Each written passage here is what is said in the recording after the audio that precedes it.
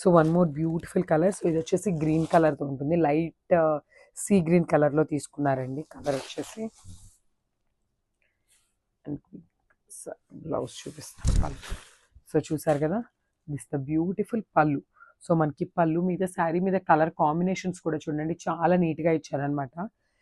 So మంచి green colour మీద beautiful pink కలర్తో తీసుకున్నారు ఫ్లోరల్ అనేది. సో మనకి శారీ అప్పర్ బాడీ అనేది చాలా సింపుల్ అండ్ క్లాసీ లుక్తో ఇచ్చారు. ఇట్లా జస్ట్ స్మాల్ ఫ్లోరల్తో పేరప్ చేశారు. ఓన్లీ ద బార్డర్ అనేది మనకి నీట్గా హైలైట్ చేశారనమాట, followed by the lace border. So Lay's కూడా మనకి కంప్లీట్ థ్రెడ్తో ఉంటుందండి. సో మనకి చాలా లైట్ వెయిట్ అయితే వస్తాయి ఈ శారీస్ అనేది. సో బ్లౌజ్ చూపిస్తాను చూడండి. బ్లౌజ్ కూడా మనకి శారీలో ఉన్న కలర్స్ని యూస్ చేసుకొని చాలా నీట్గా ఇచ్చారనమాట బ్లౌజ్ కూడా.